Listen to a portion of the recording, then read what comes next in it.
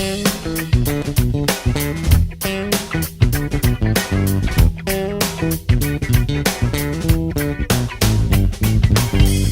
folks, it's Justin here in the Murray State University recording studio, and we are talking about what's more important, your gear versus your ear.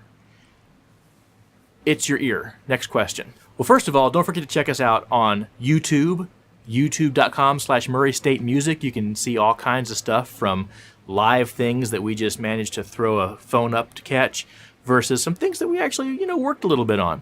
And also go to Facebook, Murray State University Music Department, and Murray State University Recording Studio. Your ear is so much more important than your equipment. I had this discussion, I usually have it once or twice a semester. Some student will come by and be like, oh man, I really need to get in the studio and use like a really good microphone for, my project. And it's like, well, what do you have at home? Oh, well, I have this $300 microphone, or I have a $150 microphone, or, they've got something at home, but they're just sure that if they can come use one that costs 4 or 5 times as much, it's going to be the magic bullet that they need to compete with, Jay-Z or whatever. No. People don't realize that you can do awesome work with just about anything. I mean, literally, you got a USB mic and a laptop. There's nothing stopping you from doing a killer demo. So Bruce Springsteen released Nebraska, which is a really stripped down acoustic CD. He did it on a 4-track cassette recorder. A cassette, it is not your lack of access to a $1,000 microphone that's keeping you from the upper echelons of music stardom. It's just not. So what is? Well, a few things, possibly.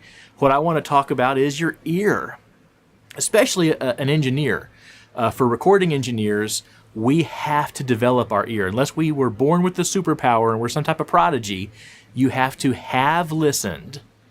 That's past tense. Have listened a whole lot. So one of the things that we do in Recording Techniques 1 is we spend a fair amount of time listening to the differences between simple things, but things that you probably don't have time or access to the space or the equipment to do on your own. You don't have a chance to listen to the way a dynamic mic inside the bass drum port on axis with the beater sounds versus off axis versus, a ribbon mic a couple of feet back from the bass drum. You say, that's not bad, but we need it to sound like this. And then you change something if you're not getting it. If you're not getting the sound that you need, you got to know that you're not getting it. And then you got to have an idea of what to do to get it.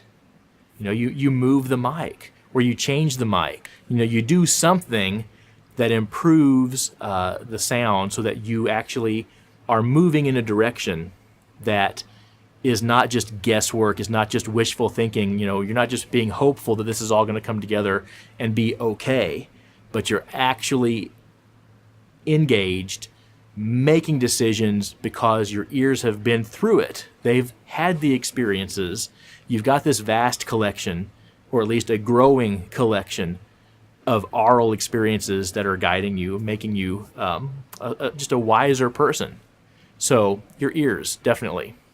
Come listen with us.